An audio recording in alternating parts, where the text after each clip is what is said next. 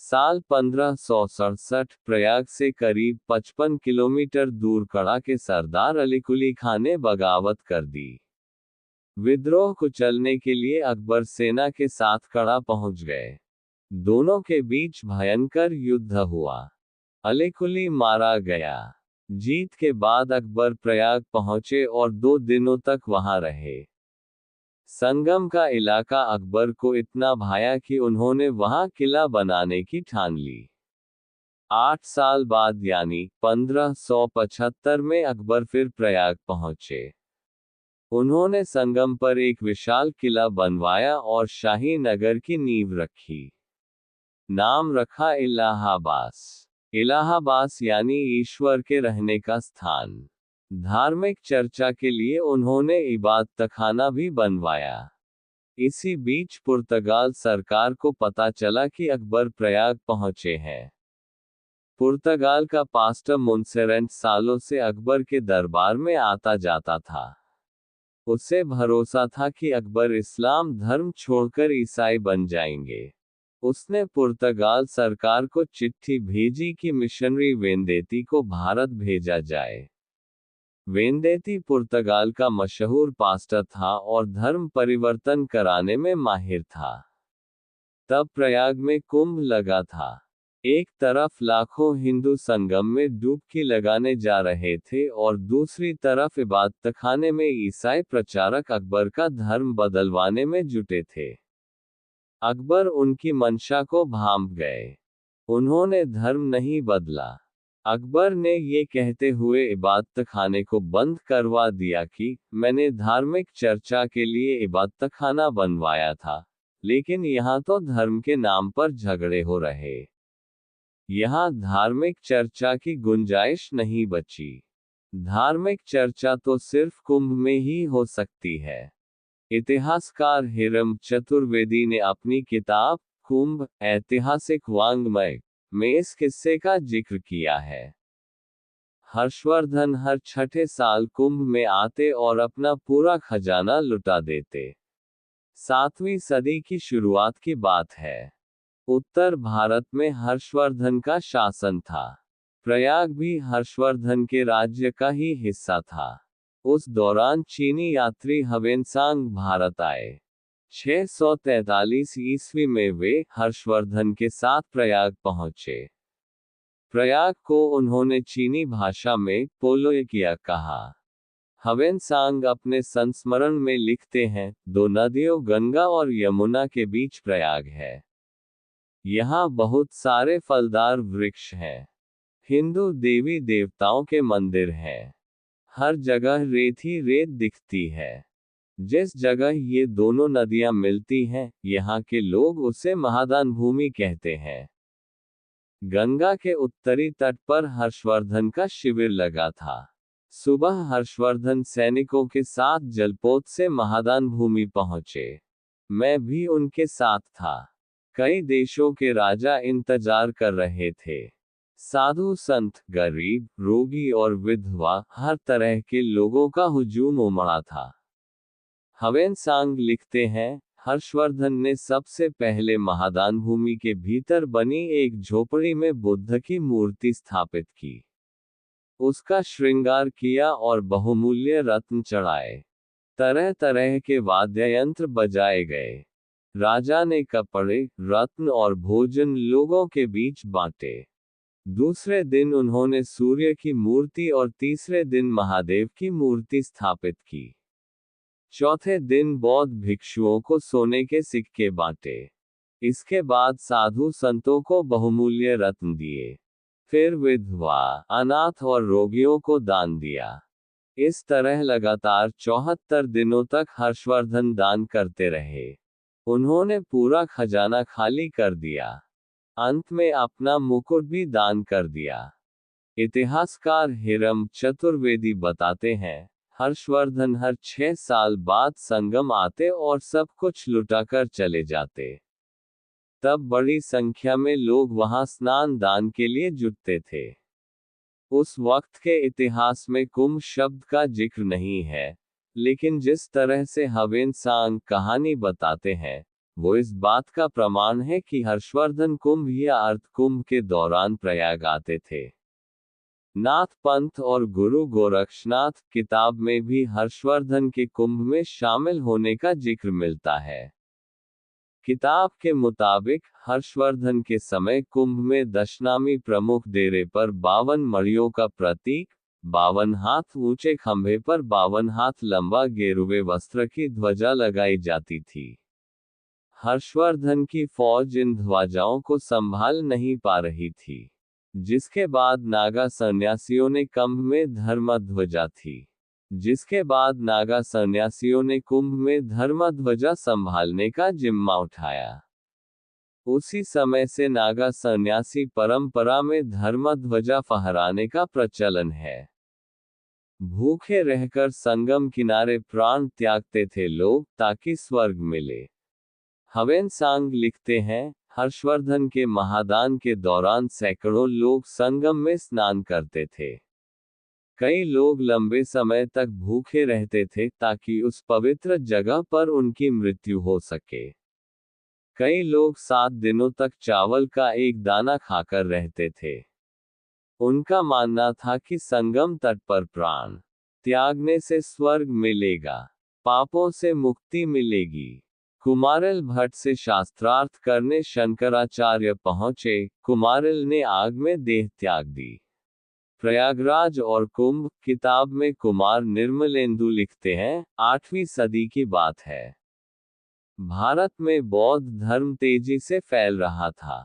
कई लोग वैदिक धर्म छोड़कर बौद्ध बन रहे थे। वैदिक संत कुमारिल भट्ट इससे दुखी थे। वे बौद्ध मत का खंडन करना चाहते थे, लेकिन इसके लिए बौद्ध मत को समझना जरूरी था। बौद्ध धर्म की शिक्षा के लिए वे बौद्ध गुरु श्रीनिकेतन के पास गए। लंबे समय तक उनके साथ रहकर बौद्ध धर्म का अध्ययन किया। हालांकि इसके बाद वे वैदिक धर्म के प्रचार प्रसार में जुट गए। कुमारिल को इस बात का दुख था कि उन्होंने अपने गुरु को धोखा दिया है, उनसे झूठ बोलकर दीक्षा ली है। इसके लिए वे प्रायश्चित करना चाहते थे। तब गुरुद्रोह का दंड था तुषानल, यानी भूसी की आग में जलकर प्राण त्यागना। कुमारिल ने तुषानल के लिए संगम को चुना। वे संगम के पास भूसी की आग में बैठ गए। इसी बीच वहां से आदि शंकराचार्य गुजर रहे थे। उन्होंने कुमारिल के बारे में सुन रखा था। शंकराचार्य ने अपना परिचय दिया और बोले, मैं तो आपसे शास्त्रार्थ करने के लिए आया था। आप इस तरह देह त्याग नहीं कर सकते। अगर आप आज्ञा दे तो मैं पवित्र जल छिड़ककर आपको जिंदा कर सकता हूँ। कुमारिल ने कहा, मैंने गुरुद्रोह किया है, इसकी सजा तो मुझे मिलनी ही चाहिए। आपसे शास्त्रार्थ करने की स्थिति में नहीं हूँ। मैं चाहता हूँ कि आप मेरे सामने खड़े रहें। मैं आपको देखते देखते प्राण त्याग दूं। थोड़ी देर बाद कुमारिल का शरीर जलकर भस्म हो गया। इतिहासकार हिरम चतुर्वेदी कहते हैं, प्रयाग आने के बाद शंकराचार्य ने 4 मठों की स्थापना की। ऐसा माना जा सकता है कि 4 जगहों पर लगने वाले कुंभ से ही उन्हें 4 मठों की स्थापना का ध्यान आया हो। इसके बाद उन्होंने अखाड़ों की व्यवस्थित तरह से नींव रखी। संगम के पास पेड़ से कूदकर आत्महत्या करते थे लोग। जहांगीर ने पेड़ को कई बार काटा। फारसी विद्वान अहमद अलबरूनी 1017 ईस्वी में भारत आए। अलबरूनी अपनी किताब तारीख अल हिंद में लिखते हैं, यहाँ संगम के पास एक बड़ा सा वृक्ष है, जिसकी लंबी लंबी शाखाएं हैं। यह एक वट वृक्ष है, जिसे अक्षयवट कहा जाता है। इस वृक्ष पर चढ़कर ब्राह्मण और क्षत्रिय गंगा में कूदते हैं और आत्महत्या कर लेते हैं। इसके दोनों तरफ मानव कंकाल और हड्डियों के अवशेष दिखते हैं। कई लोग तो खुद को गंगा में डुबोने के लिए एक व्यक्ति भी साथ लेकर जाते हैं। वो व्यक्ति तब तक उन्हें गंगा में डुबोए रखता है जब तक प्राण न निकल जाए। हकीम शम्स उल्ला कादरी की किताब तारीख-ए-हिंद के मुताबिक जहांगीर ने अक्षयवट को कटवा दिया था। उसने उस जगह को लोहे की मोटी चादर से ढकवा दिया था ताकि दोबारा वृक्ष बाहर नहीं निकले, लेकिन इसकी कोंपलें भी पनप गईं। उसके बाद जहांगीर ने कहा था, हिंदुत्व कभी मरेगा नहीं। ये पेड़ इसका सबूत है। पद्म पुराण में अक्षयवट को तीर्थराज प्रयाग का छत्र कहा गया है। मान्यता है कि इस वृक्ष को सीता ने आशीर्वाद दिया था कि प्रलय काल में जब धरती जलमग्न हो जाएगी और सब कुछ नष्ट हो जाएगा, तब भी अक्षयवट हरा भरा रहेगा। 1583 में अकबर ने प्रयाग में किला बनवाने के बाद अक्षयवट को भी किले के अंदर रख लिया। मुगलों ने अक्षयवट के दर्शन पर रोक लगा दी। ये रोक अंग्रेजों के दौर में और उसके बाद भी जारी रही। 2019 में इसे आम लोगों के दर्शन के लिए खोल दिया गया। कुंभ मेले में लूटपाट करने आया था तैमूर लंग, नागा साधुओं ने खदेड़ दिया। इलाहाबाद विश्वविद्यालय के प्रोफेसर धनंजय चोपड़ा अपनी किताब भारत में कुंभ में लिखते हैं, 1398 में समरकंद के आक्रांता तैमूर लंग ने हरिद्वार के कुंभ में लूटपाट की। साधुओं का नरसंहार किया। इस किस्से का जिक्र तैमूर ने अपनी आत्मकथा तुझो के तैमूरी में किया है। तैमूर लिखता है, मलिक शेख पर फतह करने के बाद मुझे खुफिया जानकारी मिली कि यहाँ से 2 कोस की दूरी पर काफी संख्या में हिंदू लोग अपनी पत्नी और बच्चों के साथ इकट्ठा हुए हैं। उनके पास अथाह धन दौलत और पशु हैं।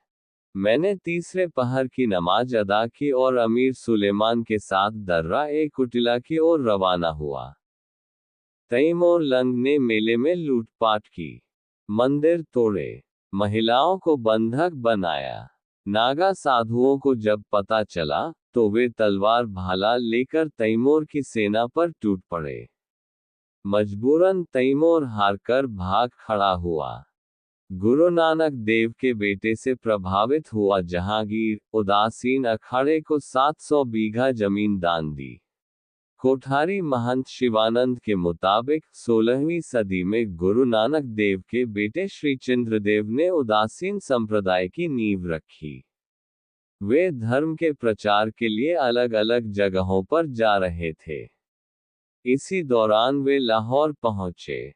मुगल बादशाह जहांगीर को पता चला कि श्री चंद्रदेव यहाँ आए हैं। उन्होंने बुलावा भेजा।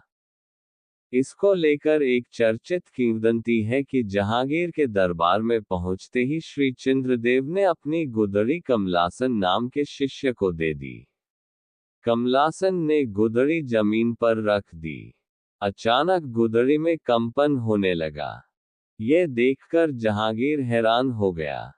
तब श्री चंद्रदेव ने कहा कि गुदड़ी, तुम बादशाह को अपना परिचय दो। बादशाह का शरीर कांपने लगा, आंखें लाल हो गईं, शरीर तपने लगा। बादशाह दर्द से कराह उठा। उसने श्री चंद्रदेव से कहा कि वह इस दर्द से मुक्ति दिलाएं। श्री चंद्रदेव ने जैसे ही हाथ से कुछ इशारा किया, बादशाह का दर्द दूर हो गया। श्री चंद्रदेव ने बादशाह से बताया कि यहाँ आने के पहले वे बीमार थे। उन्हें तेज बुखार था। उन्होंने बुखार से कह रखा था कि जब तक मैं बादशाह के दरबार में रहूं, तुम गुदड़ी में रहना। शाहजहां इससे काफी प्रभावित हुआ और श्री चंद्रदेव को 700 बीघा जमीन दान कर दी। आगे चलकर ये जमीन उदासीन अखाड़े को मिली। दारा शिकोह ने कुंभ में शास्त्रार्थ शुरू करवाया। बीमार पड़ने पर गंगाजल पीते थे औरंगजेब। इतिहासकार हिरम चतुर्वेदी अपनी किताब कुंभ ऐतिहासिक वांग्मय में लिखते हैं, शाहजहां ने बड़े बेटे दारा शिकोह ने कुंभ में शास्त्रार्थ शुरू करवाया। बीमार पड़ने पर गंगाजल पीते थे औरंगजेब। इतिहासकार हिरम चतुर्वेदी अपनी किताब कुंभ ऐतिहासिक वांग्मय में लिखते हैं, शाहजहां ने बड़े बेटे दारा शिकोह को प्रयाग का सूबेदार बनाया था। वे कुंभ के दौरान यहाँ आते थे। संगम पर साधु संतों की संगत में रहते थे। उन्होंने उपनिषदों का अध्ययन किया। संतों के बीच शास्त्रार्थ परंपरा शुरू की। हालांकि उनके छोटे भाई औरंगजेब ने गद्दी हथिया ली। इससे साधु संतों को काफी तकलीफ पहुंची। औरंगजेब भी कुंभ में शामिल हुआ था। यहाँ के मंदिरों को ग्रांट भी दिया। उसने तो बनारस के कोतवाल को फरमान भी जारी किया था कि जो हिंदू स्नान के लिए आ रहे हैं, उन्हें तंग मत करो।